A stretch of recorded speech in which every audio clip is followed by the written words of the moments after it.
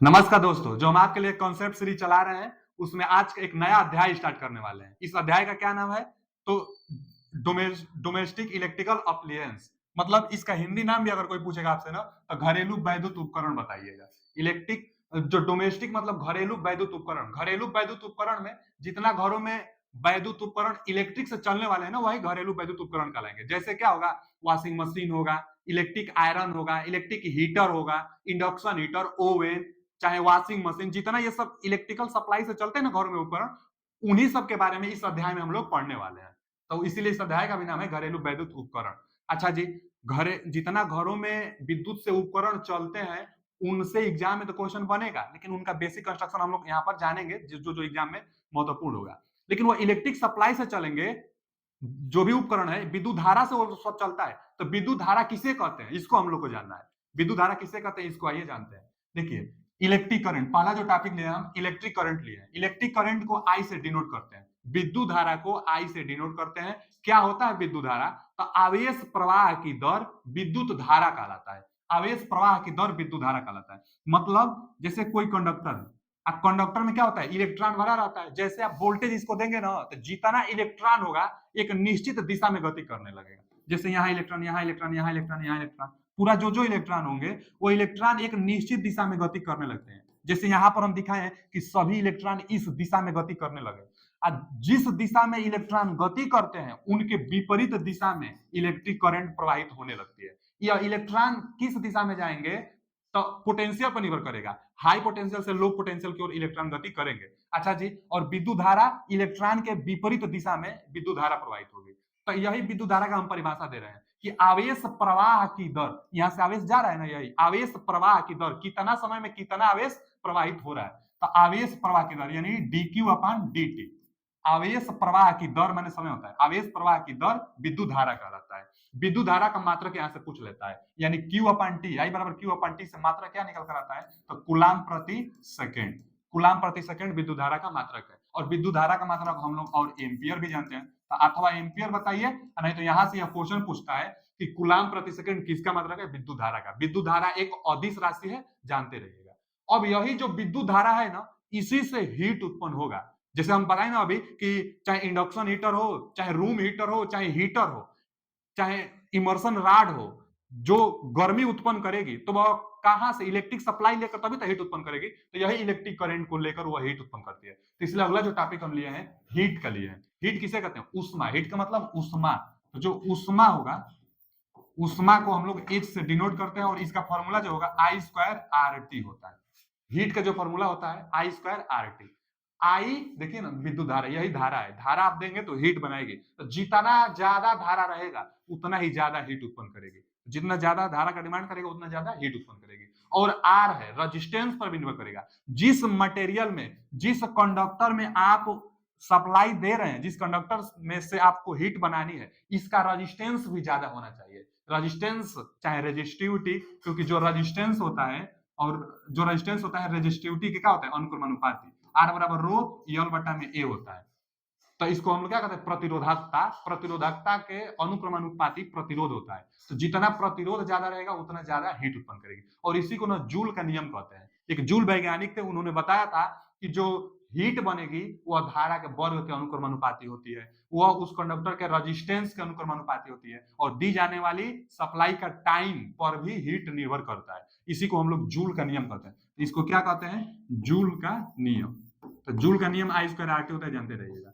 Joule का नियम, joule का नियम हीट से संबंधित है। इसीलिए जो उष्मा है इसका मात्रक हम लोग क्या देते हैं? उष्मा का मात्रक हम लोग जूल देते हैं। तो उष्मा का मात्रक जूल। जो कार्य होता है अभी एक प्रकार का ऊर्जा ही है, तो उष्मा का मात्रक जूल हो। तो हीट के बारे में जान गए और इलेक्ट्रिक करंट के बारे में जान गए। चलिए, जो घरों में इलेक्ट्रिक, जो अध्याय का नाम है, जो घरों में इलेक्ट्रिक इक्विपमेंट लगे होते हैं उनके बारे में बारी बारी से पढ़ा जाए। इनसे क्वेश्चन एग्जाम में सीधा पूछता है। तो पहला हम लिया है इलेक्ट्रिक हीटर के बारे में। पहला क्या लिया है? इलेक्ट्रिक हीटर के बारे में। देखिए, जो इलेक्ट्रिक हीटर होगा ना, हीटर आप देखे होंगे जो पहले पहले बहुत ज्यादा इसका प्रयोग होता था, यह सप्लाई ज्यादा डिमांड करता था। तो जो हीटर होता है, इसी पर हम लोग बर्तन रख के खाना हम लोग बनाते हैं, जो भी बनाना होता है बनाते हैं हीटर पर। तो हीटर का एक जो बाहर बाहर आवरण होता है ना, वह मेटल का भी बना होता है, मृदु आयरन। जो बाहर बाहर एक एक आवरण होता है, एक बाहर बाहर आवरण होता है जिसको हम लोग क्या कहते हैं, अब तो चीनी मिट्टी का भी अब बन रहा है और मृदु आयरन का भी बनता था। मृदु मतलब लौ का, तो मृदु मृदु आयरन, मृदु आयरन, मृदु लौह का भी बनता था, उसी पर हम लोग बर्तन को रखते थे। और उसके अंदर एक प्लेट होता था जो जिसको हम लोग चीनी मिट्टी का कहते थे, चाहे पोर्सेलिन भी कह सकते हैं, पोर्सेलिन, पोर्सेलिन, पोर्सेलिन, पोर्सेलिन अथवा क्या कहते हैं, चीनी मिट्टी, चीनी मिट्टी। अच्छा, जो चीनी मिट्टी होता है ना बाबू, चीनी मिट्टी पोर्सेलिन से ही बनता है, इसीलिए पोर्सेलिन भी हम लोग इसको कह सकते हैं। चीनी मिट्टी में पोर्सेलिन, फेल्डस्पार और क्वार्ट्ज से मिलकर चीनी मिट्टी बनाई जाती है। तो जो चीनी मिट्टी होता है पोर्सेलिन से बनता है, तो पोर्सेलिन भी हम लोग इसको कह सकते हैं, पोर्सेलिन अथवा चीनी मिट्टी। जो कि प्लेट होता है, हीटर का जो प्लेट होता है चीनी मिट्टी का बना होता है, यह पूछता है क्वेश्चन, यहाँ पर जो दिखाई दे रहा है। और जो प्लेट होता है यह खांचेदार होता है, इसमें बीच में गैप होते हैं, इसी बीच में जो गैप होता है ना, उस गैप में हम लोग क्या भरते हैं, नाइक्रोम का वायर, जिसमें सप्लाई देते हैं, जो हीट बनाएगी, तो नाइक्रोम का वायर होता है, नाइक्रोम। क्वेश्चन पूछता है कि जो हीटिंग एलिमेंट होगा, हीटिंग एलिमेंट का मतलब जो उष्मा को उत्पन्न करेगी, हीटिंग एलिमेंट, नाइक्रोम क्या है, हीटिंग एलिमेंट है, HEATING, heating element. Heating element कौन सा है, पूछेगा कि हीटिंग एलिमेंट कौन सा पदार्थ होता है, किसका बना होता है, तो नाइक्रोम का बना होता है। अच्छा, नाइक्रोम एक मिश्र धातु है बाबू, नाइक्रोम एक मिश्र धातु होता है, यह किस चीज से मिलकर बना होता है, तो नाइक्रोम जो एक मिश्र धातु है ना, यह बना होता है, इसके नामे में छिपा है, देखिए आप याद भी कर लेंगे। जो नाइक्रोम होगा, जो नाइक्रोम होगा, यह नाइक्रोम में क्रोमियम, नाइक्रोम में क्या है, क्रोमियम और निकिल, नाइक्रोम माने निकिल, प्लस क्रोम मतलब क्रोमियम, तो चलिए क्रोमियम हिंदी में लिख देते हैं, क्रोमियम, सीआर से दिखाते हैं हम लोग, क्रोमियम। तो नाइक्रोम और निकिल और क्रोमियम से नाइक्रोम बनता है, नाइक्रोम में निकिल प्लस क्रोमियम। अच्छा, इनका परसेंटेज भी कितना होता है, तो इनका परसेंटेज होता है 80% निकिल होता है। ये सब क्वेश्चन पूछता है कि नाइक्रोम मिश्र धातु होता है कि नहीं, हाँ मिश्र धातु होता है, किससे मिलकर बना होता है, तो निकिल क्रोमियम से मिलकर बना होता है। इनका परसेंटेज कितना होता है, तो निकिल ज्यादा होता है 80%, और ये क्रोमियम कितना होता है, तो 20% क्रोमियम होता है। अच्छा जी, जो हीटिंग एलिमेंट हम लोग नाइक्रोम यूज कर रहे हैं, इस नाइक्रोम का कितना ऑपरेटिंग टेम्परेचर होता है, इसको पूछ लेता है, यानी कितना टेम्परेचर पाएगा तो अच्छा कार्य करेगा, ऑपरेटिंग टेम्परेचर। तो नाइक्रोम का जो ऑपरेटिंग टेम्परेचर होता है, यहां लिख दे रहे हैं ऑपरेटिंग टेम्परेचर नाइक्रोम का। चलिए यहां नाइक्रोम का जो ऑपरेटिंग टेम्परेचर होगा, ऑपरेटिंग टेम्परेचर, इसको क्या कहते हैं, कार्यकारी तापमान, ऑपरेटिंग टेम्परेचर चाहे कार्यकारी तापमान, जो कार्यकारी तापमान होगा 980 होता है। कार्यकारी तापमान कितना होता है बाबू, तो 980 होता है, बहुत ज्यादा इंपॉर्टेंट है कि नाइक्रोम वायर का कार्यकारी तापमान कितना होता है, तो 980 होता है। अच्छा जी, अब बहुत ज्यादा तापमान पा जाएगा तो नाइक्रोम वायर गल भी जाएगा, जिसको मेल्टिंग पॉइंट, गलनांक बिंदु, गलनांक ये भी पूछता है, गलनांक बिंदु, गलनांक, गलनांक बिंदु चाहे गलनांक पॉइंट। तो जो गलनांक बिंदु होता है ना नाइक्रोम के लिए 1380 से 1480 होता है, 1380 से 1480 जो भी ऑप्शन में देगा, तो 1480 नाइक्रोम जो होगा ना, नाइक्रोम वायर उसका गलनांक होगा, इतना अगर पाएगा तो नाइक्रोम वायर गल जाएगा, काम नहीं कर पाएगा। आप कितना अच्छा काम करेगा तो 980 तक यह रहेगा, तो अच्छा काम आपको, अच्छा हीट उत्पन्न करेगी। जो नाइक्रोम होता है इसका रेजिस्टेंस ज्यादा होता है, माने रेजिस्टिविटी, रेजिस्टेंस रेजिस्टिविटी के अनुक्रमानुपाती होते हैं, अभी हम बताए थे। जो आर होता है रो यल बटा में ए, यही है रेजिस्टिविटी यानी प्रतिरोधकता।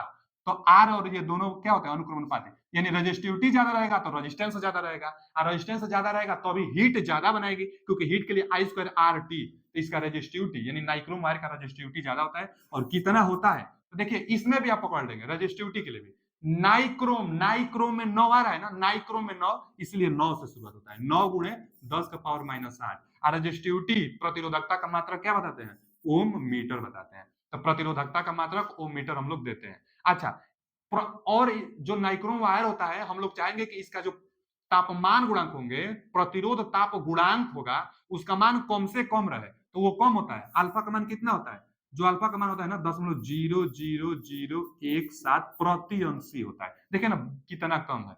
तो प्रतिरोध ताप गुणांक का मान इसके लिए कम होता है, प्रतिरोध ताप गुणांक का मान इसके लिए कम होता है।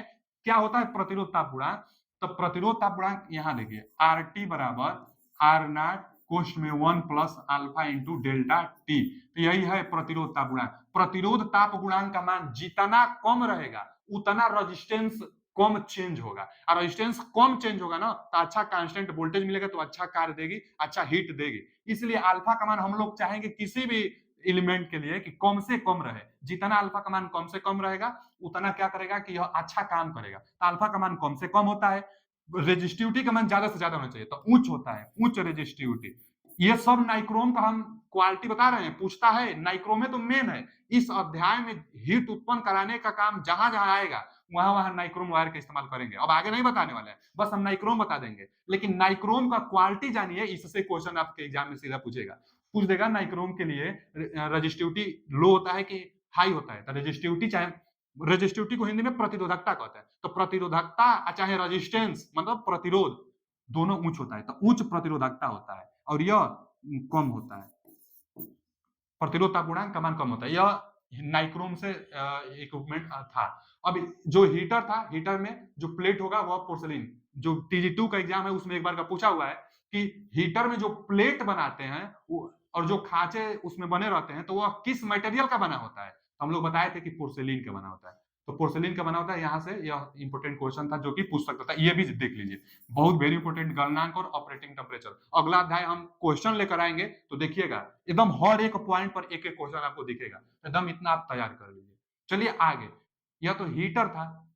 हीटर क्या काम करता है, तो हीट उत्पन्न कराता है नाइक्रोम वायर के जरिए। आगे फिर इसकी इफिशियंसी से पूछेगा, तो इफिशियंसी का मतलब क्या होता है, दक्षता होता है।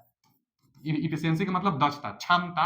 इफिशियंसी को ईटा से डिनोट करते हैं, और किसी भी मशीन की, किसी भी वस्तु का अगर इफिशियंसी निकालना होगा तो आउटपुट, कितना आउटपुट मिल रहा है, अब बटा में इनपुट, कितना इनपुट आप उसको दिए हैं, तो आउटपुट जो भी आएगा, आउटपुट बटा में इनपुट। इनपुट अब क्या होगा, पावर होगा, जितना आप सप्लाई देंगे तो वो पावर होगा, इनपुट पावर, और आउटपुट जितना आपको उष्मा मिलेगी, तो उष्मा जितना मिलेगी वो बटा में इनपुट पावर, तो इफिशियंसी आपको दे देगा। चलिए आगे चलते हैं। अगला जो टॉपिक है रूम हीटर। रूम हीटर भी हीट उत्पन्न कराएगा, जैसे जो अभी हीटर था जो हीट उत्पन्न का। अच्छा, कोई बार मैं ये भी पूछता है ना यहाँ से, ये जो रूम हीटर है और यह जो हीटर था, एक इलेक्ट्रिक हीटर, पूछता है किस सिद्धांत पर काम करता है, तो उष्मीय ऊर्जा के सिद्धांत पर ना, उष्मीय ऊर्जा, उष्मीय ऊर्जा।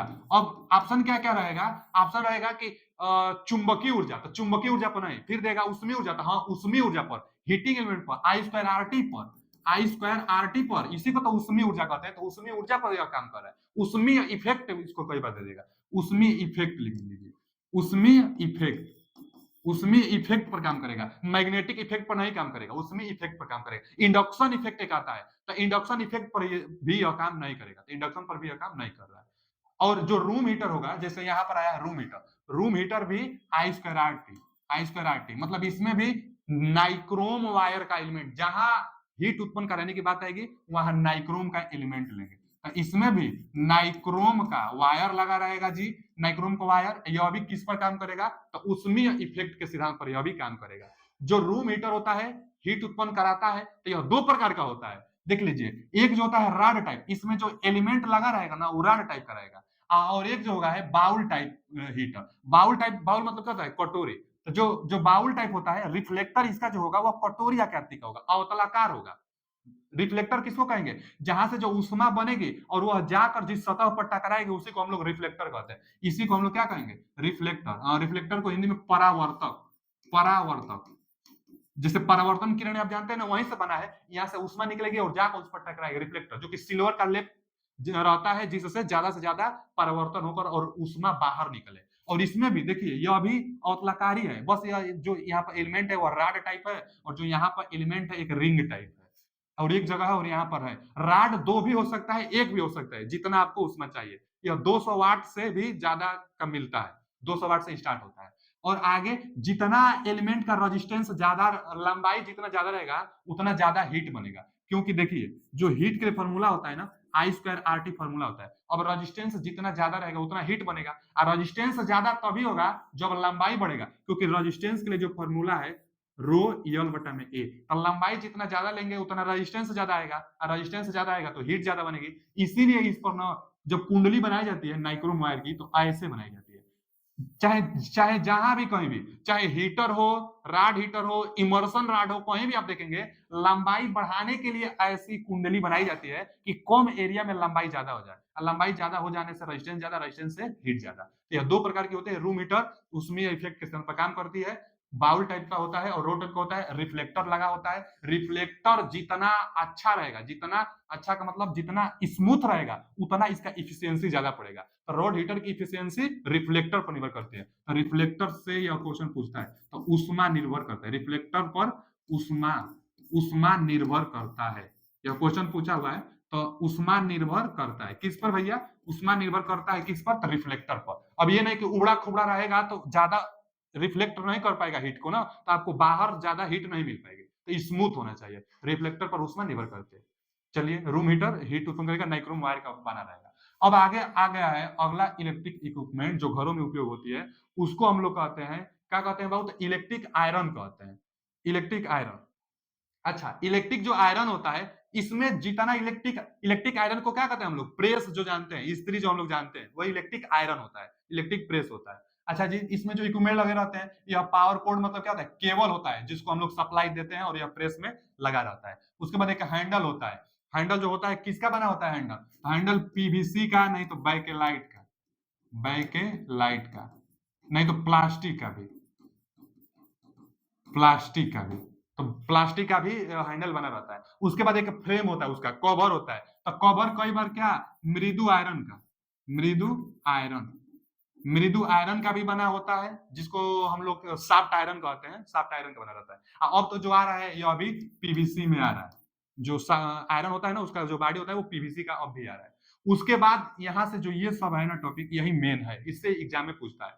जो जो आयरन होगा, जो प्रेस होगा, सबसे जो नीचे रहता है ना बाबू, सोल प्लेट उसको कहते हैं। देखिए, यही सोल प्लेट है। जो कपड़ा पर आयरन हम लोग करते हैं, तो जो सबसे निचला सतह होता है ना, एकदम मुलायम सा होता है, जो गर्म होता है और कपड़ा को प्रेस करता है, तो उसको सोल प्लेट कहते हैं। इसको क्या कहते हैं, सोल, सोल प्लेट कहते हैं। सोल प्लेट अब किसका बना होता है, यही पूछता है। पूछता है इलेक्ट्रिक आयरन में सोल प्लेट किसका बना होता है, तो जो सोल प्लेट होगा वह क्रोमियम का बना होता है। क्रोमियम का तो इस पर लेप किया जाता है, क्रोमियम का लेप किया जाता है। यह बना किसका रहेगा, तो एल्यूमिनियम का भी बना रहेगा। एल्यूमिनियम लिख देते हैं। जो एल्यूमिनियम नहीं, नहीं माइल्ड स्टील का होता है, माइल्ड स्टील का होता है, mild steel. Mild steel Hindi में लिख दें, चलिए हिंदी में लिख देते हैं। बहुत बच्चे शिकायत करेंगे सर हिंदी में लिखा करिए, तो ठीक है, mild, mild, mild steel. Steel तो आप जानते हैं, माइल्ड स्टील का सोल प्लेट बना होता है, और इस पर जो लेप होता है वह क्रोमियम का लेप होता है। इस पर जो लेप होगा, यहां लिख रहे हैं, लेप किसका होता है, क्रोमियम का, क्रोमियम का। किस पर, तो माइल्ड स्टील पर। जो सोल प्लेट होगा ना, जो नीचे वाला होता है, स्टील का होता है, और उस पर क्या होता है, क्रोमियम का लेप होता है। कहीं कहीं क्रोमियम ऑक्साइड भी देता है, कोई बात नहीं, क्रोमियम अथवा क्रोमियम ऑक्साइड का सोल प्लेट पर लेप होगा, जो कि एकदम मुलायम होता है और कपड़ा को प्रेस करता है। ये तो सबसे नीचे वाला भाग है, सोल प्लेट, जो कि माइल्ड स्टील का बना होता है, क्रोमियम का, चाहे क्रोमियम ऑक्साइड का लेप होता है। अब जस्ट जो सोल प्लेट है, उसको कई बार ना जैसे सप्लाई देते हैं, तो स्टार्टिंग में चेक कर कर देखते हैं कि गर्म हुआ है कि नहीं हुआ है, तो झटका नहीं लगता है, माने इलेक्ट्रिक शॉक न लगे, इसलिए सोल प्लेट के जस्ट ऊपर एक माइका का मटेरियल भरा जाता है। माइका एक डाइलेक्ट्रिक मटेरियल होता है, तो इसके ऊपर जस्ट क्या भरा जाता है, इंसुलेटेड मटेरियल, जिसको हम लोग माइका, इसी को कहते हैं माइका। माइका, माइका क्या, एक डाइलेक्ट्रिक मटेरियल है, dielectric material, dielectric material. अच्छा, डाइलेक्ट्रिक मटेरियल का मतलब क्या होता है हिंदी में, परावैद्युत पदार्थ। परावैद्युत पदार्थ उस पदार्थ को कहते हैं, डाइलेक्ट्रिक मटेरियल उस मटेरियल को कहते हैं जो विद्युत धारा को नहीं जाने देती है, लेकिन विद्युत उष्मा को जाने देगी। उष्मा को देखिए, यह क्या है, यह तो सोल प्लेट है, सबसे नीचे वाला भाग, ये वाला भाग इसी के ऊपर रहता है। तो जो माइका होता है, माइका इसी के ऊपर रखने से फायदा ये होगा कि हीट को नीचे जाने देगा। यहाँ माइल्ड स्टील, स्टील का जो प्लेट है उस पर हीट माइका के थ्रू आएगा, लेकिन करंट नहीं आएगा, इसीलिए आपको झटका नहीं लगता है। जो नीचे वाला सबसे सफेद होता है उसको छुएंगे आप तो झटका नहीं लगेगा। तो यही माइका का कमाल होता है कि माइका उष्मा आने देती, लेकिन करंट नहीं आने देती। तो माइका क्या होता है, एक इंसुलेटेड लेयर होता है कि जो कि सोल प्लेट के जस्ट ऊपर बना होता है। माइका डाइलेक्ट्रिक मटेरियल होता है। तो पूछता है कि इलेक्ट्रिक आयरन में जो इंसुलेशन, जो इंसुलेटेड प्लेट लगी रहती है, सरफेस लगी रहती है, वह किसका बना होता है, तो माइका का बना होता है। ठीक है, माइका इंसुलेशन का प्रयोग किया जाता है। और जस्ट इसी के ऊपर ना हीटिंग एलिमेंट हम लोग लगाएंगे।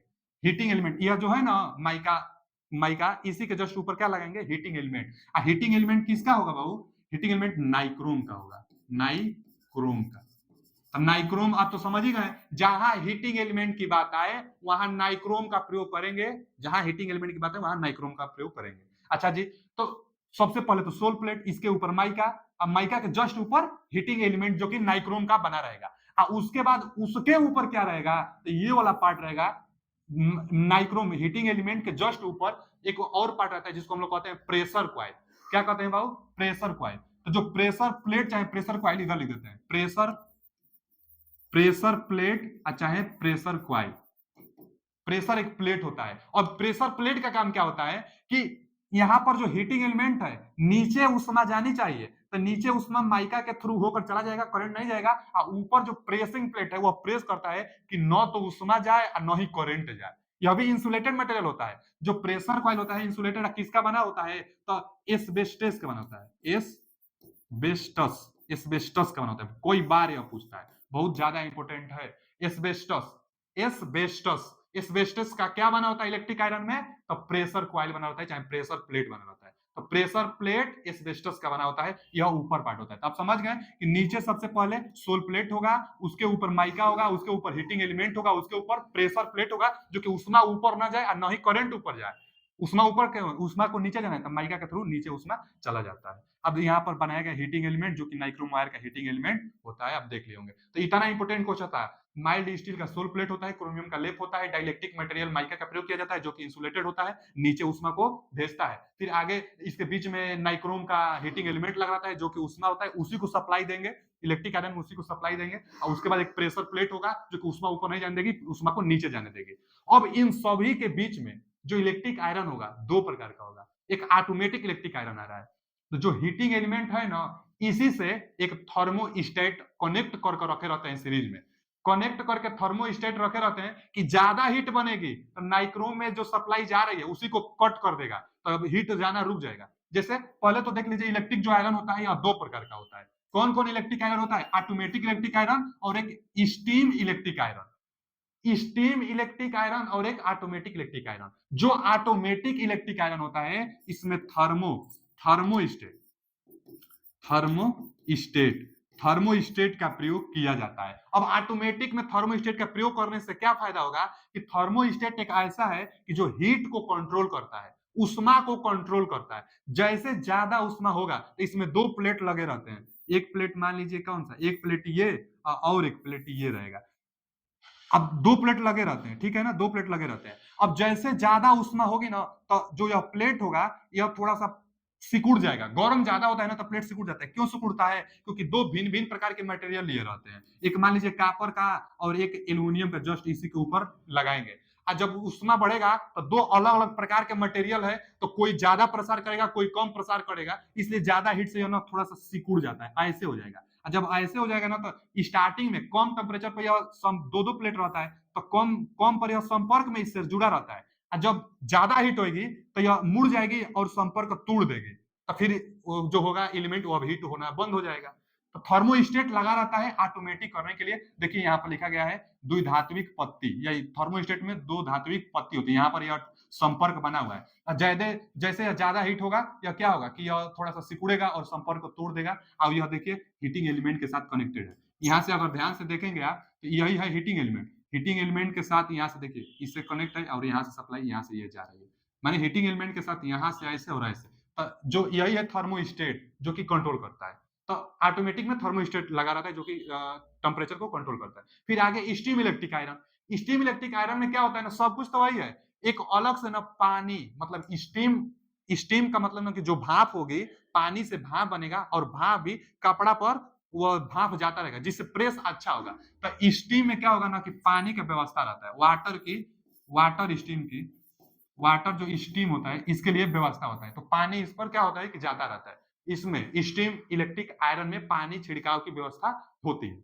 फिर आगे देखिए जो थर्मोस्टेट था, जो थर्मोस्टेट है भाऊ, आगे आगे जो थर्मोस्टेट है, थर्मोस्टेट के बारे में हम अभी बताएं कि इसमें दो दो दो मेटेलिक पत्ती होती है। और देखिए यह क्या लिखा है, गर्म अवस्था में, गर्म अवस्था में थोड़ा मुड़ जाती है और यहाँ से जो संपर्क है दोनों संपर्क क्या हो जाएगा, ओपन हो जाएगा। दिखाई दे रहा होगा यहाँ से जो संपर्क है ओपन हो जाएगा। और ठंडी अवस्था में क्या होगा कि ठंडी अवस्था में यह संपर्क देखिए यहाँ पर क्लोज्ड है, ठंडी अवस्था में संपर्क क्लोज है, और जैसे ज्यादा हीट होगा तो यहाँ पर संपर्क देखिए ओपन, तो संपर्क ओपन हो जाती है। तो थर्मोस्टेट का प्रयोग ऑटोमेटिक जहां करना होगा हीट से रिलेटेड वहां पर प्रयोग करेंगे। या किसको कंट्रोल करता है, तो हम लोग कह देंगे कि हीट को, चाहे वोल्टेज को, हीट कहिए, हीट से यह कंट्रोल करता है। तो हीट को, इसे यह क्वेश्चन पूछता है, तो हीट को क्या करता है, कंट्रोल करता है। हीट कंट्रोल कौन करता है, तो थर्मोस्टेट करता है। ज्यादा हीट पर ओपन हो जाता है, दो धातुक पत्ती लगी होती है। अगला जो है इलेक्ट्रिक केतल। इलेक्ट्रिक केतल भी सेम इलेक्ट्रिक आयरन ही है। इलेक्ट्रिक आयरन में हीटिंग एलिमेंट था, प्रेशर कॉइल थी, माइका था, हीट बनाता था, वही वह भी है इलेक्ट्रिक केतल में भी। इलेक्ट्रिक जो आयरन था, इलेक्ट्रिक केतल, इलेक्ट्रिक केतल में भी देखिए यहाँ पर क्या होगा, उष्मक तंतु, हीटिंग एलिमेंट बीच में रहेंगे। एस्बेस्टस सीट दिया है, एस्बेस्टस सीट का मतलब ना प्रेशर प्लेट, यह नीचे रहता है। क्यों, एस्बेस्टस सीट को प्रेशर प्लेट कहते हैं, और जहां लगता है उसके बाद अब उष्मा नहीं जाएगी, तो सबसे नीचे लगाएंगे तभी ना नीचे उष्मा न जाए। ऊपर उष्मा की काम है ना, हल्का फुल्का चाय गर्म करना है, हल्का फुल्का पानी गर्म करना है, तो हम लोग इसको क्या करेंगे, इसमें पानी उन्हें दे के हल्का फुल्का गर्म कर लेंगे, बहुत ज्यादा नहीं, हल्का फुल्का गर्म कर देता है। तो एस्बेस्टस जो प्लेट होगी, सीट होगी, वह नीचे लगे रहेगी। नीचे लगने से यह फायदा होगा कि नीचे उष्मा नहीं जाएगी, ऊपर जाए तो ऊपर माइका लगा रहेगा। तो हीटिंग एलिमेंट, उसके बाद माइका, माइका लगाने से इसके बॉडी में क्या जाए, इसके बॉडी में करंट न फ्लो हो, तो और उष्मा जाए करंट ना जाए, इसलिए ऊपर माइका। मतलब बस प्रोसेस जो लगाने का था वह उल्टा हुआ है, बाकी तो अभी इलेक्ट्रिक आयरन ही है। इलेक्ट्रिक आयरन के सिद्धांत पर काम करता है। हीटिंग एलिमेंट नाइक्रोम ही लगता है। आगे जो है हार्ड प्लेट भी एकदम सेम वही है।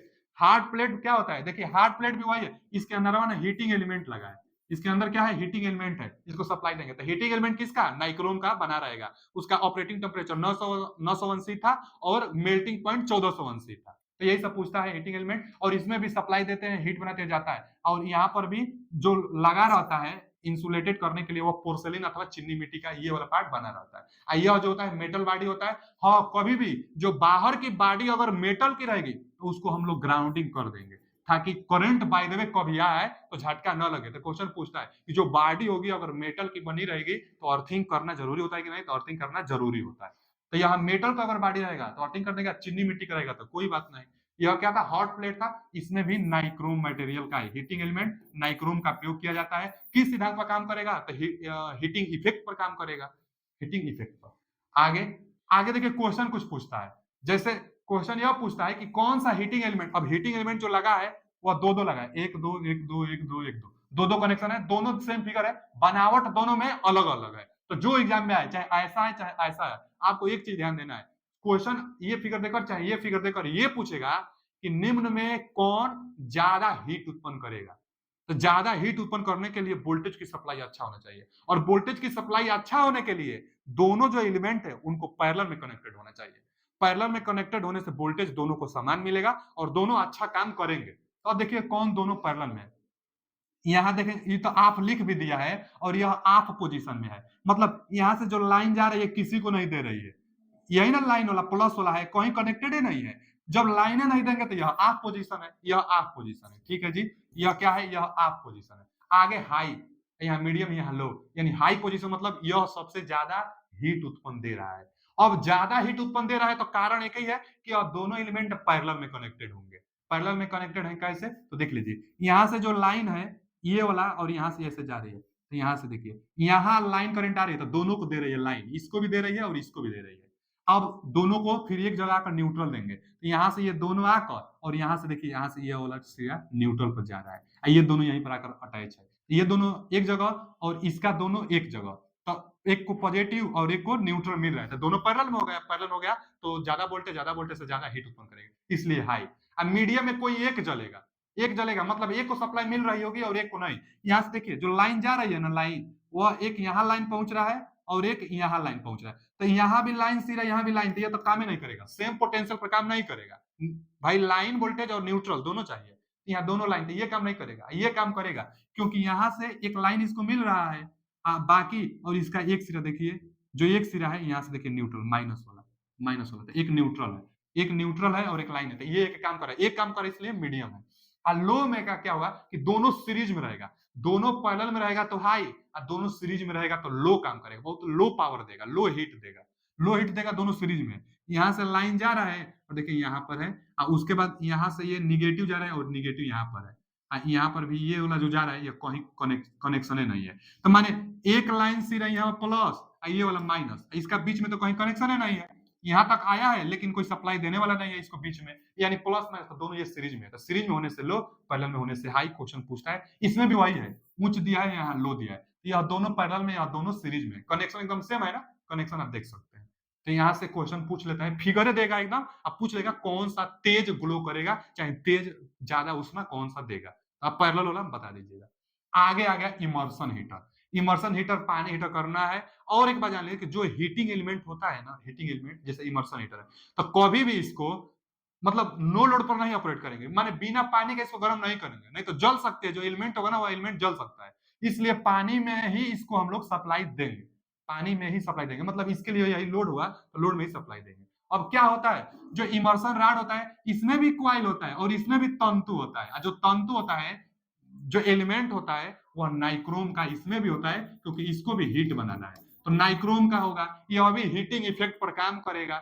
अच्छा जी, नाइक्रोम का होगा तो जो यह दिखाई दे रहा है ना, यह नहीं है, नहीं तो यह होता सप्लाई देते पानी को छूते तुरंत करंट लग जाता। इसके अंदरवा बना हुआ है नाइक्रोम का एलिमेंट, इसके अंदर जैसे देखिए इसको हम यहाँ बना रहे हैं, यह था जो यह जो एलिमेंट आपको दिखाई दे रहा है बेलनाकार, तो यही था। इसके अंदरवा यहाँ पर हीटिंग एलिमेंट लगाई गई, इसके अंदर हीटिंग एलिमेंट। अब इसके अंदर हीटिंग एलिमेंट है तो क्या इस पर सप्लाई नहीं आ रही है, तो नहीं, ऊपर सप्लाई नहीं आ रही है, ऊपर केवल हीट आ रहा है।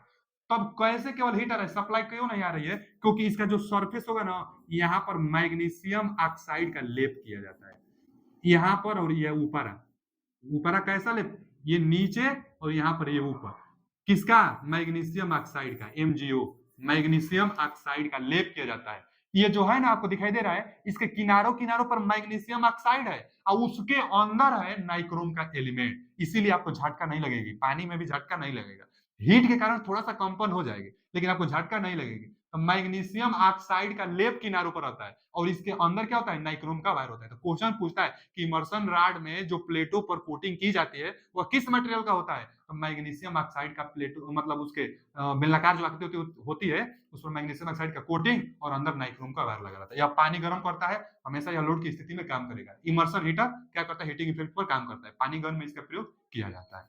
ठीक है जी। अगला क्वेश्चन क्या है, टोस्टर। टोस्टर में भी ना मतलब क्या होता है कि हीटिंग एलिमेंट होता है और हल्का फुल्का गर्म रखने के लिए इसका प्रयोग किया जाता है। जैसे जो भोजन होता है इसके अंदर भोजन को रख दीजिए और यह गर्म रखा रहेगा, तो हीटिंग एलिमेंट रहेगा, आप सप्लाई देंगे, हीटिंग इफेक्ट पर ज्यादा काम करेगा, नाइक्रोम वायर लगा रहेगा, हीटिंग इफेक्ट पर काम करेगा और हल्का फुल्का जो भी भोजन होगा उसको गर्म रखा रहेगा। तो गर्म रखने के लिए टोस्टर का प्रयोग करते हैं, जैसे जो भी ब्रेड रोड हो इसमें रख देंगे तो वह गर्म रहेगा। तो जो दुकानों पर बेचने वाले होते हैं ज्यादा इसका प्रयोग करते हैं टोस्टर का। फिर आगे आगे आए गीजर। गीजर भी पानी गर्म करता है और इमर्शन रॉड भी। तो इमर्शन रॉड तो आप देख लिए घरों में ज्यादा प्रयोग होता है और इसका भी घरों में प्रयोग होता है, जैसे जो भी बाथरूम वाथरूम हो, किचन उचन हो, तो यहाँ गीजर का प्रयोग किया जाता है। गीजर एक बेलनाकार टैंक होता है जो दो टैंकरों से मिलकर बना होता है। एक बाहर बाहर टैंकर होता है, बाहर बाहर जो टैंकर होगा वो किसका बना रहता है, बाहर बाहर टैंकर एल्यूमिनियम का बना रहता है, चाहे मृदु आयरन का भी देता है।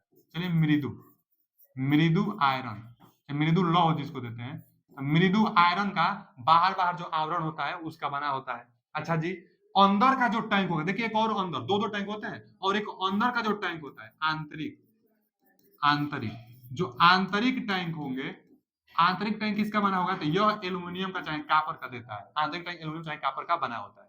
अच्छा, इनके जो वाह्य होता है टैंक और जो आंतरिक टैंक होता है, इन दोनों के बीच में एक मटेरियल भरा जाता है। इस मटेरियल को न जाने कितना बार पूछ लिया है, बहुत ज्यादा पूछता है इस मटेरियल को, तो उस मटेरियल को कहते हैं ग्लास वूल। ग्लास वूल को ना हिंदी में कहते हैं ना कांच का रुई, ग्लास वूल जिसको हिंदी में कहते हैं कांच का रुई, रुई, glass wool. Glass wool, glass wool का मतलब कांच का रुई। कोई बार पूछता है कि वाह टैंक और आंतरिक टैंक के बीच में क्या भर जाता है, तो ग्लास वूल भरता है, कांच का रुई। क्यों भरा जाता है, क्योंकि भैया जब आंतरिक टैंक होती है उसी में पानी डाला भी जाता है और उसी से पानी निकाला भी जाता है। तो जो भाई पानी इसमें हम लोग भरते हैं ना, तो और इसी पानी को गर्म करता है गीजर, तो जो ऊष्मा बनेगी इसकी ऊष्मा बाहर न आए, बाहर आएगी तो वो हानि है, क्षति हो रही है ऊष्मा का, तो ऊष्मा बाहर न आए, तो इसलिए ऊष्मा को रोकने का काम करता है कौन? Glass wool. ग्लास वूल बाहर ऊष्मा आने से रोकता है, या क्या करता है? ऊष्मा को रोकता है। क्वेश्चन पूछा हुआ है, ग्लास वूल का काम ऊष्मा को रोकना, ऊष्मा को रोकना, ऊष्मा को रोकना ग्लास वूल का काम है। ऊष्मा बाहर आने से रोकना ग्लास वूल का काम है, ग्लास वूल भरा जाता है। अच्छा जी, जो आंतरिक टैंक है उसमें जो पानी भरी जाती है वह 10 से 15 सेमी न कम भरा जाता है, 10 से 15 सेमी कम भरा जाता है। क्यों? क्योंकि जब गर्म होगा तो पानी ज्यादा ऊपर न उठ जा, मतलब पानी ऊपर उठेगा तो थोड़ा जगह खाली रहेगा तभी ना पानी ऊपर जाएगा, तो 10 से 15 सेमी ऊपर से खाली रखा जाता है, 10 से 15 सेमी। और यह कितना अंश सी तक गर्म होता है इसको पूछता है। तो जो पानी का टेम्परेचर होगा वह कितना अंश सी तक गर्म होता है, तो जो पानी का टेम्परेचर होता है ना वह कितना अंश सी तक गर्म होता है, तो 32 अंश सी से लगाई 85 अंश सी तक देता है। कहीं 32 से 50 देगा, 32 से 85 देगा, तो आप जानते रहेगा 32 से शुरुआत होता है, 32 अंशी से कितना 85 80 अंशी तक देता है। और भी आप सोचिए 80 अंशी पर बहुत कम चीज उपयोग हम लोग करेंगे, नॉर्मली 32 से 37 अंशी भी देता है। माने ज्यादातर यूज होने वाला जो टेम्परेचर होगा, हम लोग का शरीर का तापमान ही 37 अंशी होता है, तो हम लोग का जो शरीर का तापमान होता है 37 अंशी, इसी के आसपास टेम्परेचर वाला जो पानी होगा यूज ज्यादातर किया जाता है। इसीलिए याद भी रहेगा आपको कि भैया 32 से 37 के आसपास इसका टेम्परेचर पानी का रखेंगे, तो वही पानी का टेम्परेचर 32 37 पर ज्यादा प्रयोग किया जाता है। लेकिन कहां तक गर्म कर सकता है? तो 32 से 85 80 अंशी तक यह पानी गर्म कर सकता है। अच्छा, पानी इसमें देने के लिए दो और एक लेने के लिए अलग अलग वाल्व होते हैं। एक देखिए इनलेट जो पानी को अंदर करेगा, जो ये लंबा सा पार्ट है, और एक जो यू आकृति होती है, कई बार पूछता है यू आकृति की जो होती है नली, उस वह कौन सा नली होता है? तो आउटलेट होता है। तो आउटलेट यू आकार की ही बनाई जाती है। आउटलेट का मतलब जो बाहर पानी निकाले, जो गर्म पानी, इनलेट में ठंडा पानी अंदर देंगे और आउटलेट से गर्म पानी बाहर निकालेंगे। अच्छा, यू आकृति की क्यों बनाई जाती है? क्योंकि कुछ पानी इसमें बची रहे, कुछ पानी, अब यू आकृति के है तो अब यहां तक तो पानी बचा ही रहेगा, ऊपर रहेगा तो इसमें से ठेल कर पानी नीचे निकल जाएगा, लेकिन अब इससे जैसे लेवल नीचे आएगा ना तो कुछ पानी नीचे बचा रहेगा। पानी बचा रहने से ये होगा कि जो हीटिंग एलिमेंट है, हम अभी इमर्शन रॉड पढ़ा रहे थे तो बताए थे कि उसको पानी में ही स्टार्ट किया जाता है। तो इसमें जैसे पानी इसमें जैसे पानी रहता है और जब आप सप्लाई देंगे तो लोड पर यह काम करेगा तो हीटिंग एलिमेंट जलेगा नहीं, इसलिए पानी में ही इसका प्रयोग हम लोग करेंगे। तो पानी होने पर ही इसका प्रयोग किया जाता है, तो थोड़ा सा इसका डिजाइन ही वैसा किया जाता है कि पानी बचा रहे। अच्छा, पानी बचा रहे इसलिए यू आकृति की बनाई जाती है। यू आकृति के जो होता है आउटलेट होता है, इन आकृति से पानी दी जाती है 15 सेमी का होता है। एक होता है ना वेंट पाइप, वेंट पाइप जो ऊपर लगा रहता है, क्या होता है कि इसमें एक होता है थर्मोस्टेट, यहाँ पर होता है ये थर्मोस्टेट, थर्मोस्टेट जो इलेक्ट्रिक आयरन में लगा था। क्या था थर्मोस्टेट? तो जो थर्मोस्टेट था कि ज्यादा हीट आने पर सप्लाई कट कर देता है एलिमेंट से। इसके अंदर एलिमेंट लगा है, नाइक्रोम का यहाँ भी एलिमेंट है पानी गर्म करने के लिए, नाइक्रोम। तो नाइक्रोम का यहाँ भी एलिमेंट है इसके अंदर पानी गर्म करने के लिए। और जो थर्मोस्टेट होगा, ज्यादा एलिमेंट गर्म होगा तो क्या करेगा? सप्लाई को कट कर देगा। दो दो थर्मोस्टेट इसमें लगे होते हैं, सप्लाई कट करने के लिए थर्मोस्टेट का प्रयोग किया जाता है। थर्मोस्टेट को अभी काम नहीं किया, अब पानी बहुत ज्यादा गर्म हुआ तो यह फट सकता है, इसलिए एक सुरक्षा के लिए वेंट पाइप का हम लोग इस्तेमाल इसमें कर लेते हैं। तो वेंट पाइप सुरक्षा, यही फट जाएगा और पानी बाहर निकल जाएगा। तो गीजर से रिलेटेड इतना जानकारी था जो कि एग्जाम में बहुत ज्यादा पूछता है कि कौन किसका बना होता है, क्या क्या कंस्ट्रक्शन होता है, गीजर क्या होता है, पानी गर्म करता है, यह अभी उसमें इफेक्ट पर काम करता है। तो सारा एक एक चीज समझ लीजिए एग्जाम में पूछा हुआ है, क्वेश्चन कराएंगे, आप देखेंगे, इतना दम तैयार कर लीजिए। आगे अगला टॉपिक है, देखिए माइक्रोवेव ओवन। जो एक तो ओवन केवल होता है, जो केवल ओवन होता है ना भाऊ, ओवन, इसमें हीटिंग एलिमेंट होता है वो भी नाइक्रोम का, नाइक्रोम का हीटिंग एलिमेंट होता है। और यह भी हल्का फुल्का क्या करता है ना कि जो भी वस्तु होती है उसको गर्म करने में यह भी काम करता है, हल्का फुल्का जो कम टेम्परेचर पर काम करे वो करता है। लेकिन जो माइक्रोवेव जो ओवन होता है, माइक्रोवेव ओवन में ना हीटिंग एलिमेंट होता ही नहीं है।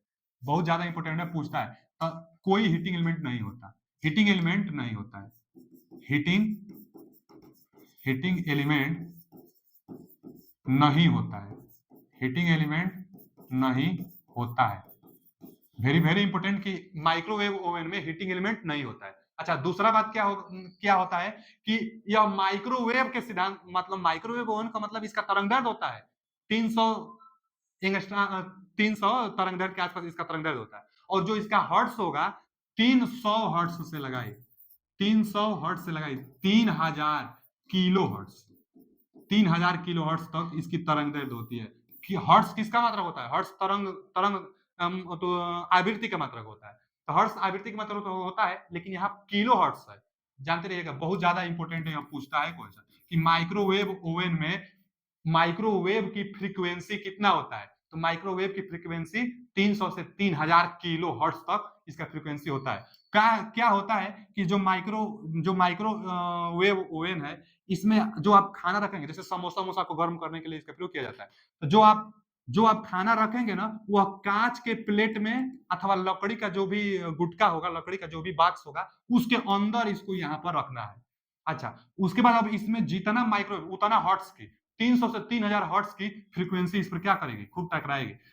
जो इसके अंदर भी जो टकराएगी, जो समोसा रखा है उसमें भी जाकर वो टक्कर खाएगा, तो उसके जो कण होंगे वो बार बार टक्कर खाने से ना हीट उत्पन्न कर देते हैं। इतना ज्यादा वो हर्ट्ज है कि बार बार हम टक्कर खाएंगे, इतना टक्कर खाता है कि जो अंदर मटेरियल रखा गया है, जो मटेरियल खाने वाला जो पदार्थ रखा गया, उसके कण इतना टकराते हैं कि हीट घर्षण से उत्पन्न कर ही देते हैं। इसलिए वह क्या होता है कि हीट उत्पन्न कर देता है। तो माइक्रोवेव ओवन में कोई हीटिंग एलिमेंट नहीं होता है, इसकी फ्रीक्वेंसी 300 से 3000 किलोहर्ट्ज तक होता है, और क्या करता है कि हल्के फुल्के खाना को गर्म करने का काम करता है माइक्रोवेव ओवन। चलिए अगला टॉपिक है, अगला टॉपिक है हेयर ड्रायर। देखिए हेयर ड्रायर क्या होता है ना कि जो बार जैसे सैलून वैलून में आप जाएंगे ना, ब्यूटी पार्लर में, तो वहां पर हेयर ड्रायर का इस्तेमाल किया जाता है।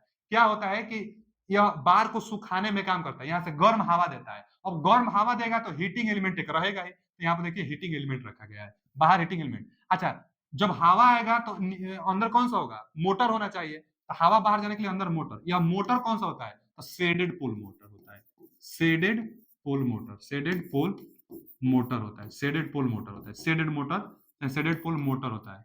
ठीक है जी, शेडेड पोल मोटर, यह मोटर होता है। पहले मोटर को स्टार्ट किया जाता है, उसके बाद हीटिंग एलिमेंट को सप्लाई दी जाती है, क्योंकि पहले हीटिंग एलिमेंट को दे देंगे तो जो भी मटेरियल होगा वह गल सकता है, और हवा हवा के सहायता से जो हीट बनेगी वो तुरंत बाहर चली जाएगी, यह गल नहीं पाएगा। इसलिए पहले मोटर को स्टार्ट करेंगे, उसके बाद हीटिंग एलिमेंट को हम लोग स्टार्ट करेंगे। हेयर ड्रायर का प्रयोग किया जाता है, शेडेड पोल मोटर होता है, हीटिंग एलिमेंट वही नाइक्रोम का होता है। जहां हीटिंग की बात आ जाए वहां नाइक्रोम का हीटिंग एलिमेंट लगा रहता है। यह हेयर ड्रोअर है, मतलब क्या होता है कि बालों को सुखाने में इसका प्रयोग किया जाता है। मोटर इसके लिए इंपोर्टेंट था, जो कि शेडेड पोल मोटर प्रयोग किया जाता है। आगे है सीलिंग फैन मोटर। इसमें तो ये पूछता है कि सीलिंग फैन मोटर में कौन सा मोटर का इस्तेमाल किया जाता है? तो परमानेंट कैपेसिटर। अब देखे भी होंगे सीलिंग फैन में कैपेसिटर लगा रहता है, जो पावर फैक्टर को सुधारने के लिए प्रयोग भी किया जाता है। तो परमानेंट कैपेसिटर, जो मोटर का टाइप होगा, जो मोटर होगा परमानेंट, अस्थाई, परमानेंट को अस्थाई कैपेसिटर कहते हैं। Permanent, permanent capacitor type motor, permanent capacitor type. Permanent capacitor type क्या होता है कि इंडक्शन मोटर का प्रयोग किया जाता है। जो पार्ट रोटेट करता है, जो इसका बॉडी है रोटेट कर रही है ना, तो जो पार्ट रोटेट करता है इसको हम लोग रोटर कहते हैं। यहाँ से, यह तो ब्लेड है, ब्लेड मतलब जो पंखा का जो ब्लेड लगा रहता है ब्लेड है, यह कहाँ लगा रहता है? तो रोटर पर, जो कि रोटेट करता है। तो रोटर का काम क्या होता है? रोटर रोटेट कराता है ब्लेड को। अच्छा, आगे जो होगा इसके आंतरिक पार्ट में, वह स्टेटर होगा जो स्थिर रहता है, और उसी पर हम लोग बाइंडिंग करते हैं। तो बाइंडिंग सीलिंग फैन में दो होती है, एक एक्सिलरी बाइंडिंग और एक रनिंग बाइंडिंग। दोनों बाइंडिंग के बीच में कितना अंश का एंगल होता है भाव? तो 90 अंश का एंगल होता है, जो कि सिंगल फेज इंडक्शन मोटर में हम अच्छी तरह से पढ़ाए हैं, अब जाकर वहां देख सकते हैं। दोनों के बीच में 90 अंश, एक्सिलरी और स्टार्टिंग बाइंडिंग। अच्छा, जो परमानेंट कैपेसिटर लगा रहेगा वह किसके साथ लगा रहता है? तो जो एक्सिलरी बाइंडिंग होती है, सहायक बाइंडिंग होती है, उसी के साथ परमानेंट वो लगा रहता है। अच्छा जी, इसमें ये पूछता है क्वेश्चन कि अगर परमानेंट कैपेसिटर में जो कैपेसिटर होगा, कैपेसिटर अगर शॉर्ट सर्किट रहेगा तो फिर क्या होगा? कैपेसिटर शॉर्ट सर्किट रहेगा ना, तो यह स्टार्ट नहीं होगा। कैपेसिटर शॉर्ट सर्किट होने से स्टार्ट ही नहीं होगा, तो इसलिए कैपेसिटर को चेंज करके फिर इसको स्टार्ट किया जाता है। तो सीलिंग फैन में सबसे ज्यादा इंपोर्टेंट किस प्रकार के इंडक्शन मोटर का प्रयोग किया जाता है? तो परमानेंट कैपेसिटर का प्रयोग किया जाता है सीलिंग फैन में। अच्छा जी, आगे क्या है अगला? अच्छा, इसमें एक रेगुलेटर भी होता है। सीलिंग फैन को स्पीड को कम बेसी करने के लिए रेगुलेटर का भी प्रयोग किया जाता है। तो जो पहले का रेगुलेटर होता था वह क्या करता था? उसमें रेजिस्टेंस लगा होता था और वोल्टेज को ड्रॉप कराते थे, उसके बाद स्पीड अपने आप कम बेसी, वोल्टेज कम पहुंचेगा तो स्पीड कम होगा, वोल्टेज ज्यादा जाएगा तो स्पीड ज्यादा रहेगा। तो वोल्टेज को ड्रॉप कराता था रेगुलेटर, जो पहले का रेगुलेटर होता था। देखिए यह तो फैन के लिए एक्सिलरी बाइंडिंग और मेन बाइंडिंग दो बाइंडिंग होता था, रोटर होता था, कैपेसिटर लगा है तो वो अलग बात है। यहाँ पर लगा हुआ है रेगुलेटर। रेगुलेटर में देखिए ये रेजिस्टेंस को दिखा रहा है, ये क्या दिखा रहा है? रेजिस्टेंस को। तो पहले रेजिस्टेंस लगा रहता था, वोल्टेज को ड्रॉप कराता था, उसके बाद स्पीड कम हो जाती थी, लेकिन जो अब कल का रेगुलेटर आ रहा है इलेक्ट्रॉनिक फैन रेगुलेटर है, और इलेक्ट्रॉनिक फैन रेगुलेटर जो होते हैं यह डायोड से बनाई जाती है। यह वोल्टेज ड्रॉप नहीं कराती है, यह सीधा पावर को कम लेती है। और जब पावर कम लेगा तो स्पीड को क्या करेगा, पावर कम लेगा तो स्पीड कम चलेगा, पावर ज्यादा लेगा तो स्पीड को ज्यादा चलाएगा। तो यह एनर्जी सेविंग करती है, एनर्जी बचा रही है। पहले का रेगुलेटर एनर्जी नहीं बचाता था। तो अब जो क्वेश्चन एग्जामों में आ रहा है यही अगर दे देगा, केवल इलेक्ट्रॉनिक का नाम नहीं लेगा, केवल लिख देगा कि रेगुलेटर का काम क्या है, सीलिंग फैन में रेगुलेटर का काम क्या है, तो अगर वोल्टेज ड्रॉप है तो आप उसी को लगाइएगा कि रेगुलेटर का काम वोल्टेज ड्रॉप कराना। उसके बाद स्पीड को कंट्रोल करता है। लेकिन अगर वोल्टेज ड्रॉप है तो वही लगाइएगा कि वोल्टेज ड्रॉप कराता है। लेकिन जब इलेक्ट्रॉनिक रेगुलेटर अगर कहेगा तो लगाइएगा कि स्पीड कंट्रोल करता है। इलेक्ट्रॉनिक रेगुलेटर पावर को कम करके डायरेक्ट स्पीड कंट्रोल करेगा। और यह रेगुलेटर पहले था। तो क्वेश्चन में इलेक्ट्रॉनिक जोड़ा है कि नहीं जोड़ा है, यह एनर्जी को बचाता है इलेक्ट्रॉनिक रेगुलेटर। ये दोनों क्या करते हैं, दोनों का उद्देश्य क्या है, तो स्पीड को कम करना दोनों का उद्देश्य है।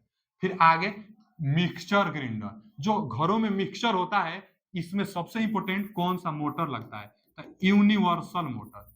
यूनिवर्सल जो मोटर होगा यही मिक्सचर में प्रयोग करेंगे। और जो यूनिवर्सल मोटर होगा यह डीसी सीरीज मोटर की तरह बिहेवियर करता है। डीसी सीरीज मोटर की तरह क्या करता है बाबू, यह बिहेवियर करता है। अच्छा जी, जो डीसी सीरीज मोटर की तरह बिहेवियर करता है, और जो यह यूनिवर्सल मोटर होता है एसी एंड डीसी दोनों पर काम करने वाला यूनिवर्सल मोटर होता है। मिक्सचर में कौन सा मोटर, यूनिवर्सल मोटर का प्रयोग करेंगे। और जो यूनिवर्सल मोटर होता है ना, इसका जो स्पीड होता है बहुत ज्यादा स्पीड होता है, हाई स्पीड होता है। देखिए वहां जो डायग्राम दिखाया गया है, हम बता रहे हैं कैसे स्पीड को कंट्रोल करते हैं। यह क्या है, यही स्पीड स्विच है, स्पीड कंट्रोलर यही है, रेगुलेटर जैसा यहाँ पर भी लगा रहता है। यहाँ तो थर्मल ओवरलोड रिले रहेगा ही। अब लाइन देखिए, यही लाइन वाला है, यहाँ जा रहा है। अब यहाँ से अगर यहाँ अटैच इस पर रहेगा, यह है ना सेलेक्टर पॉइंट, और यह सेलेक्टर यदि यहाँ पर अटैच रहेगा तो यहाँ से सप्लाई जाएगी, यह लाइन वाला सप्लाई ऐसे यहाँ से ऐसे जाएगी और ऐसे, और पूरा ये फ्लक्स काम करेगा। और यहाँ से ये फील्ड से अटैच है ना, तो यह फील्ड से अटैच होगा, और जो यह मोटर है देखिए ना, आर्मेचर कॉइल है या फील्ड कॉइल है, इसके साथ सीरीज में, तो यह पूरा का पूरा फ्लक्स काम में आएगा। इतना ज्यादा फ्लक्स आने से स्पीड कम रहता है। क्या होता है फॉर्मूला स्पीड के लिए, तो एन जो होता है फ्लक्स के व्युत्क्रमानुपाती। और पूरा बहुत ज्यादा फ्लक्स काम में आएंगे, ज्यादा है तो स्पीड कम रहेगा। लेकिन जैसे इसको ना आप अटैच यहाँ करेंगे, तो यहाँ करने से अब ये लाइन करंट आएगी और अब यहाँ से जाएगी, ये वाला काम नहीं करेगा, यहाँ से और यहाँ के सहायता से यहाँ, अब ये काम नहीं किया, यहाँ से अब इतना फ्लक्स काम करेगा। अब इसके सहायता से, फील्ड के सहायता से इसमें से काम करेगा, तो यानी फील्ड फ्लक्स पहले से कम हुआ, वो वाला जितना टर्न है उतना टर्न तो कम हुआ, तो फील्ड फ्लक्स कुछ कम हुआ तो स्पीड कुछ बढ़ेगा। उसी तरह ऑसिलेटर स्विच को अब यहाँ अटैच करेंगे तो यहाँ काम करेगा, तो ये अब काम नहीं करेगा, बहुत कम फ्लक्स हो जाएगा तो स्पीड बहुत ज्यादा। तो जो मिक्सचर होता है इसका स्पीड भी ज्यादा होता है। तो यूनिवर्सल मोटर हाई स्पीड पर काम भी करता है, इसमें स्विच लगे रहते हैं जो कि स्पीड को क्या करता है कि धीरे धीरे से बढ़ाता रहता है। यूनिवर्सल मोटर से था। मिक्सचर में, मिक्सचर का काम क्या है, तो मिक्सचर चाहे ग्राइंडर का काम क्या है, आप जानते होंगे कि किसी भी जो हल्का फुल्का जो मसाला वसाला होते हैं उनको क्या करता है, पाउडर में यह बनाता है। तो मिक्सचर का यूनिवर्सल मोटर बहुत ज्यादा इंपॉर्टेंट है, कैसे कंट्रोल होता है इसको भी देख लीजिए। आगे है वॉशिंग मशीन, इसमें भी मोटर पूछता है, कौन सा मोटर वॉशिंग मशीन में प्रयोग करेंगे। तो वॉशिंग मशीन में जो प्रयोग किया जाता है स्प्लिट फेज इंडक्शन मोटर। पहले तो देगा ना सिंगल फेज इंडक्शन मोटर, तो यही लगाइएगा सिंगल फेज इंडक्शन मोटर देगा ना, single phase induction motor, three phase induction motor, synchronous motor, इनमें से कोई नहीं, आप सिंगल फेज इंडक्शन मोटर। लेकिन और अंदर से पूछता है कि भैया वॉशिंग मशीन में सिंगल फेज इंडक्शन मोटर तो होता है, लेकिन कौन सा सिंगल फेज इंडक्शन मोटर, तो कौन सा single phase, split phase. Split phase, split phase जो कि पहला टाइप था, इसमें कोई कैपेसिटर नहीं लगा रहता है, स्प्लिट फेज इंडक्शन मोटर। इसी को क्या कह सकता है, resistance start, resistance start, resistance start, resistance start induction motor. इसी को एक अलग नाम है रेजिस्टेंस स्टार्ट इंडक्शन मोटर, चाहे split phase induction motor. Washing machine में, वॉशिंग मशीन में दो क्या होता है कि दो मोटर लगा रहता है, एक स्पिन मतलब क्या रोटेट कराता है, स्पिन मोटर रोटेट कराकर कपड़ा को सुखाने का काम करता है, और एक मोटर आता है जो कि कपड़ा को स्टार्टिंग में इसमें पानी वानी डालकर और क्या करता है कि रोटेट कराकर कपड़ा को धुलता है। अच्छा जी, किस सिद्धांत पर यह काम करेगा, वॉशिंग मशीन किस सिद्धांत पर काम करेगा, कपड़ा को जब धुलता है तो किस सिद्धांत पर, चाहे जो कपड़ा को सुखाता है तो किस सिद्धांत पर। यानी साफ साफ अगर कहा जाए तो वॉशिंग मशीन का जो सिद्धांत होगा अपकेंद्रीय बल, अपकेंद्रीय, अपकेंद्रीय बल के सिद्धांत पर काम करेगा। अब अपकेंद्रीय बल का सिद्धांत क्या है, अपकेंद्रीय बल का सिद्धांत, सेंट्रीफ्यूगल इसको कहते हैं। तो अपकेंद्रीय बल का सिद्धांत, भैया जो अपकेंद्रीय बल होता है ना, यह होता है कि जितना फोर्स अब कोई भी रोटेट वस्तु करती है तो जितना अंदर में बल लगता है ना, उतना ही बल बाहर की तरफ लगता है। जैसे आप बाल्टी में पानी भर के और उसको आप रोटेट कराएंगे ना, तो क्या करेंगे कि पानी नीचे नहीं गिरेगा। आप रोटेट कराएंगे तो पानी नीचे, क्यों? क्योंकि जितना फोर्स से बल नीचे आना चाहेगा, उतना ही फोर्स से ऊपर की तरफ भी एक बल लग रहा है, जिसको हम लोग अपकेंद्रीय बल, जो बाहर की तरफ बल लगे, जो बाहर की तरफ बल लगे उसको हम लोग अपकेंद्रीय बल। तो इसमें भी रोटेट कर रहा है तो बाहर की तरफ भी बल लगता है। यहाँ पर देखेंगे ना, यहाँ पर किनारों पर लगाया गया रहता है कि उसको घर्षण दे। कपड़ा रोटेट करता है, बाहर की तरफ बल लगता है, रोटेट करेगा, रोटेटिंग वस्तु पर जो बल लगता है बाहर की तरफ, जब रोटेट करेगा बाहर की तरफ बल लगेगा तो घर्षण खाएगा और कपड़ा धुलता रहेगा। तो अपकेंद्रीय बल के सिद्धांत पर काम करता है वॉशिंग मशीन। इसमें जो मोटर होता है, यह मोटर होता है, दो इसमें मोटर लगे होते हैं। ठीक है जी, वॉशिंग मशीन था। अगला जो टॉपिक है इलेक्ट्रिक बेल, यह पूछता है किस सिद्धांत पर काम करता है। जो इलेक्ट्रिक बेल होता है विद्युत चुंबकीय, विद्युत सप्लाई भी देते हैं और मैग्नेटिक इफेक्ट की इसमें घटना घटेगी तो विद्युत चुंबकीय, विद्युत चुंबकीय, विद्युत चुंबकीय प्रभाव, विद्युत चुंबकीय प्रभाव, electric magnetic effect, electromagnetic effect के सिद्धांत पर इलेक्ट्रिक बेल का काम होता है। चाहे इलेक्ट्रिक बेल हो, चाहे बजर हो, चाहे अलार्म सर्किट हो, सबका सब, इलेक्ट्रिक बेल हो, बजर हो, चाहे अलार्म सर्किट हो, सब इसी सिद्धांत पर काम करेंगे। अच्छा, इसमें क्या काम होता है? जैसे यह बजर के लिए है, यह क्या है, इलेक्ट्रिक घंटी के लिए।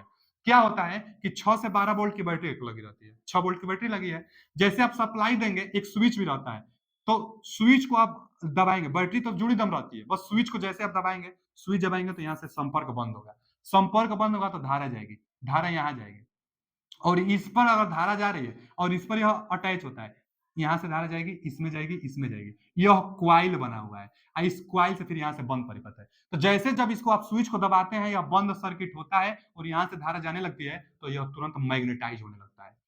भाई धारा जाएगी और क्वाइल बनाया गया, इंडक्टर बनाया गया, तो चुंबकीय गुण मैग्नेटिक फ्लक्स बनाएगा, मैग्नेटाइज होगा, मैग्नेटाइज होकर चुंबकीय फ्लक्स का गुण बनेगा और इस आयरन के टुकड़े को अपने तरफ खींच लेगा। अपने तरफ क्या करेगा बाबू? अपने तरफ खींचेगा, इसको मैग्नेटाइज होगा तो अपने तरफ खींच लेगा। और जैसे अपने तरफ खींचेगा तो यहाँ से ना यह जो घंटी लगी है इस पर यह टक्कर खाएगा। पीतल का यह ज्यादातर बना होता है, इस पर क्या करेगा कि यह टक्कर खाएगा।